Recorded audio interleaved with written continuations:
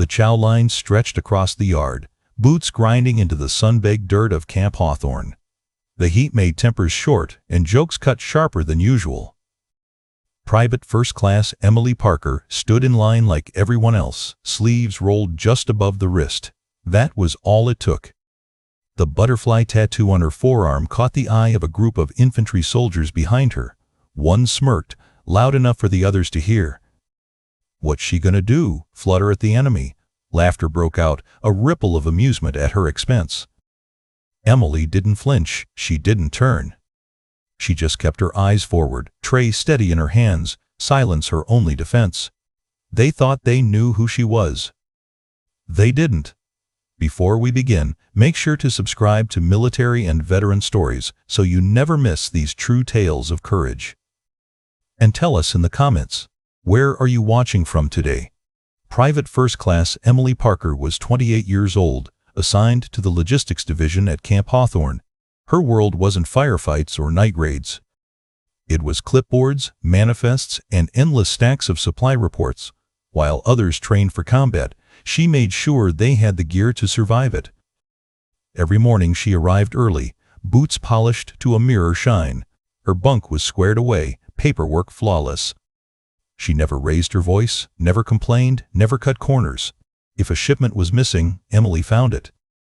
If a report was late, Emily had already finished it the night before. But in the eyes of most infantrymen, none of that mattered. To them, she wasn't a fighter, wasn't real army. She was just another supply clerk, someone they didn't picture in the field, someone whose quiet presence could be overlooked without a second thought. The contrast was sharp.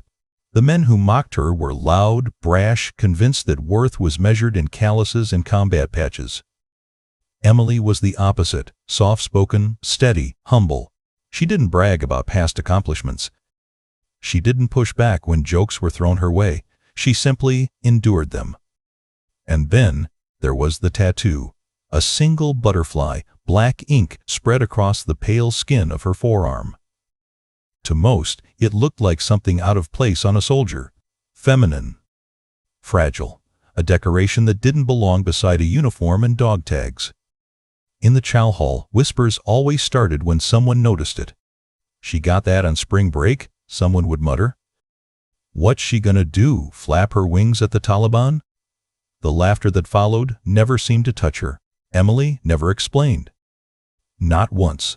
She kept her sleeves rolled just high enough that the ink was always visible. Whether it was stubbornness, pride, or something else entirely, no one knew. But she never defended it, never offered a story, never gave them what they wanted. To her fellow soldiers, it was a joke. To Emily Parker, it was something else entirely. The first time it happened in front of a formation, Emily told herself it didn't matter. They were standing in the yard for a routine briefing when a platoon sergeant caught sight of her tattoo. He smirked, then turned to the entire group.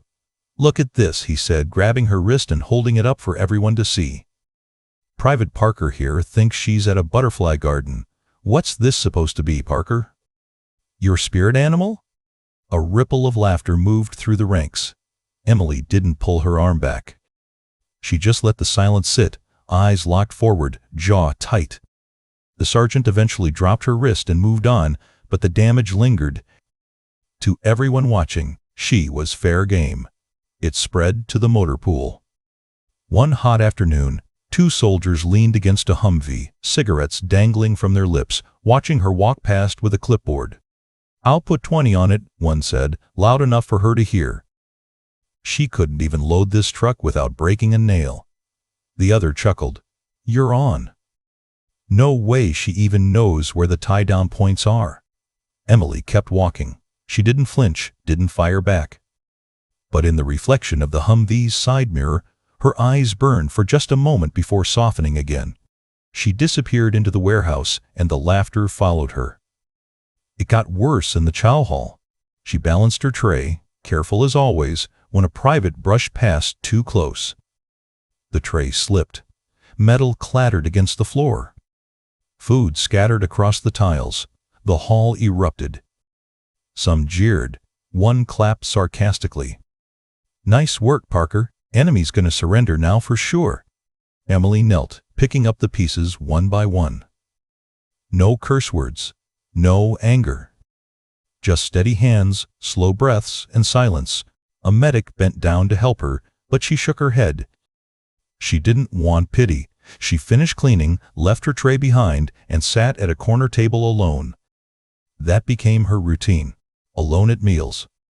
Alone at the supply desk, long after others had gone to their bunks. The lights in her office burned late, her pen scratching across paper. When soldiers passed by, they saw her hunched over letters, sealed in neat stacks but never mailed. No one knew who she wrote to. No one asked. The silence might have swallowed her whole if not for the visiting unit.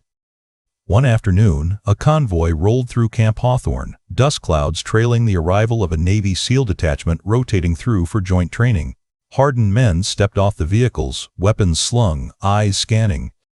They noticed everything, and when they noticed Emily Parker being mocked at the edge of the yard, when they saw the way laughter followed her like a shadow, they didn't laugh. They just watched, studied.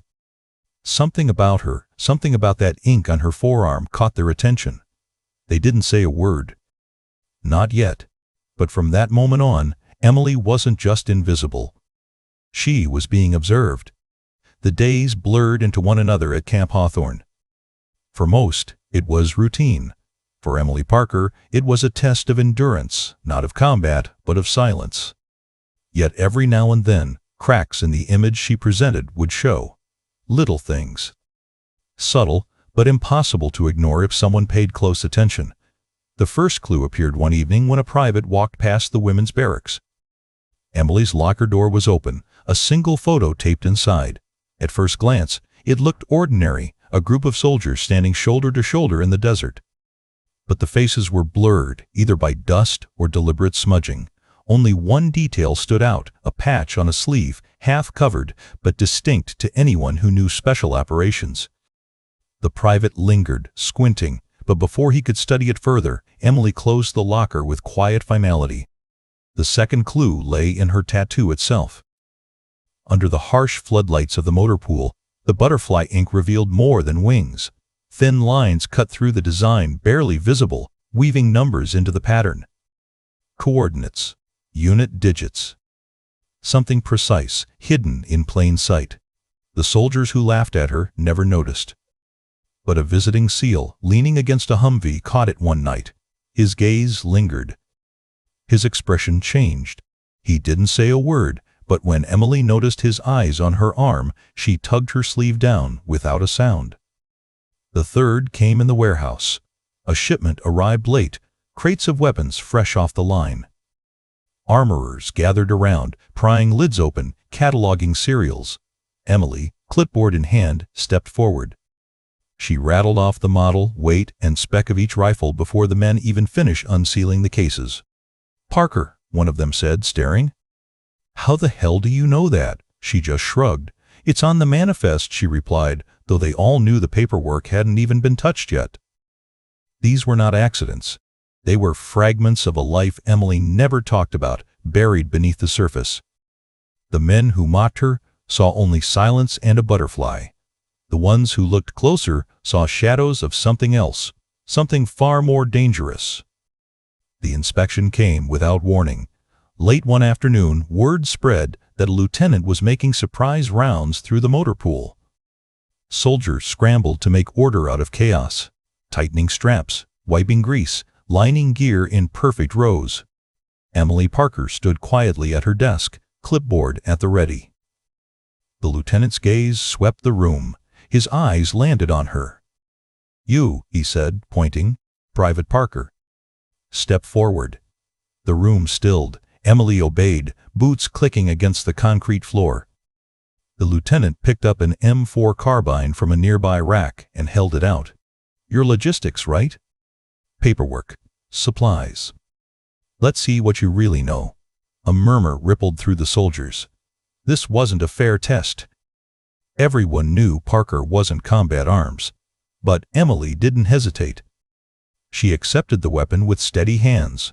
"Disassemble it," the lieutenant ordered. Emily looked at the weapon once, then set it on the table. Without a word, she reached into her pocket and pulled a strip of cloth. She tied it around her eyes, blindfolding herself. Gasps filled the motor pool. Her fingers moved with quiet precision. Bolt, firing pin, extractor, piece by piece, she laid the weapon out in perfect order. No wasted movement. No hesitation. The clicking of metal against the table was the only sound in the room. In less than 2 minutes, the M4 lay stripped bare before her. The armorer, standing nearby, folded his arms. "I seen guys take 5 times that long," he muttered. Emily pulled the blindfold off, blinked once, and began reassembling the weapon. The final click of the magazine echoed like a hammer strike in the silence. When she slid the rifle back across the table, the lieutenant's expression was unreadable. From the back of the room, a voice broke the silence. "How the hell do you know that?" Emily didn't smile. She didn't explain. She just lifted her clipboard again, as if the demonstration had never happened. "It's all in the manual, Sergeant," she said softly. But everyone in that motor pool knew better. Her secret was cracking through, and no one could make sense of it. The convoy rolled into Camp Hawthorne just after dawn, tires grinding against the tarmac, heat already rising from the ground. A Navy SEAL detachment stepped out, disciplined, silent, carrying the weight of operations most would never know. At the front of them walked their commander, a man seasoned by decades of service. Emily Parker stood off to the side, clipboard in hand, sleeves rolled high as always. She was unnoticed, just another figure in tan fatigues. She wrote down tail numbers, checked manifests, and kept her head low. The commander's gaze swept the yard, sharp and searching. And then he froze. His eyes locked on Emily's arm. The butterfly. He stopped walking. The operators behind him halted too, boots falling quiet on the blistering concrete. The commander stepped forward slowly, each movement deliberate, as though he couldn't quite believe what he was seeing. Emily looked up, startled, but didn't move. Her fingers tightened around her clipboard. Then, without a word, the SEAL commander straightened his shoulders and lifted his hand in a crisp salute. The air shifted instantly.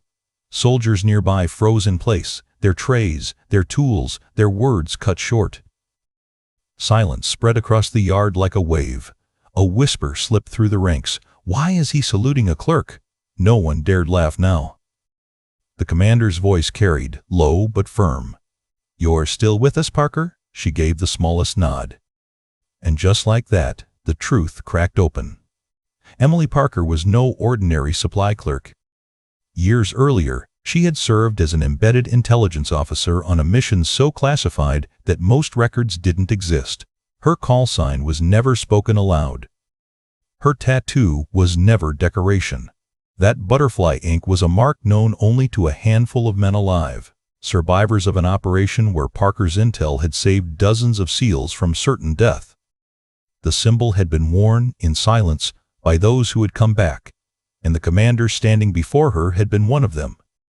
He held the salute, and for the first time since she arrived at Camp Hawthorne, every mocking voice fell quiet. The salute hung in the air, unbroken, a moment stretched tight with silence.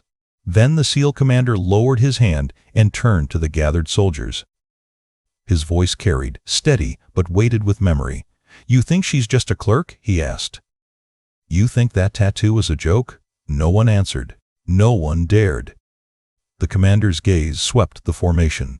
"Years ago, in a valley most of you will never hear about, we were trapped.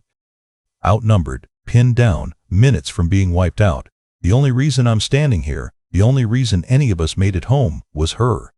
He pointed to Emily. She stood frozen, caught between humility and dread, her clipboard pressed tight against her chest. She wasn't on the ground with a rifle. She wasn't pulling a trigger. But the intel she fed us, the route she found, the code she cracked, the call she made in the dark, it turned the tide. My men lived because of her. A hush fell deeper over the yard. The soldiers who had mocked her in the chow line shifted uncomfortably, shame in their eyes. The commander stepped back toward Emily. He raised his hand again. Crisp, sharp, unmistakable. This time, the salute wasn't just his. One by one, the SEAL operators behind him followed. Then the Army officers. Then the enlisted soldiers who had once laughed at her tattoo. Boots snapped together, hands rose to brows, the air electric with respect. Emily's throat tightened. She didn't smile. She didn't break. She returned the salute with a quiet steadiness that shook them all the more.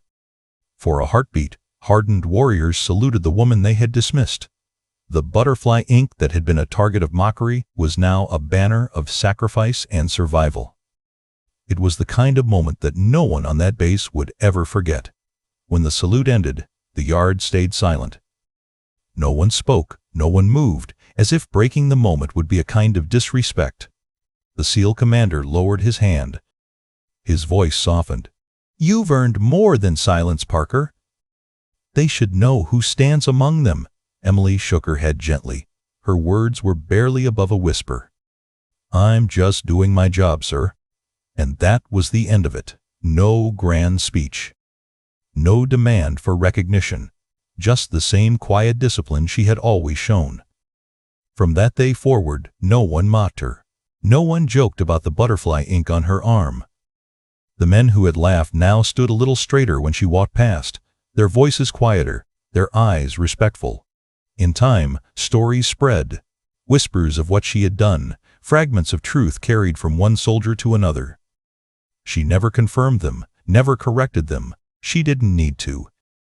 Emily Parker became a quiet legend at Camp Hawthorne, not because she sought it, but because respect had finally found her. Moral, true strength isn't loud. Sometimes, the quietest warrior carries the deepest scars and the highest honors. If this story moved you, don't forget to show your support. If you enjoyed this story, please subscribe for more military and veteran stories. We bring you true tales of courage, sacrifice, and honor. Stories that remind us of the quiet strength carried by those who serve. Until next time, stay safe, stay strong, and never forget the heroes among us.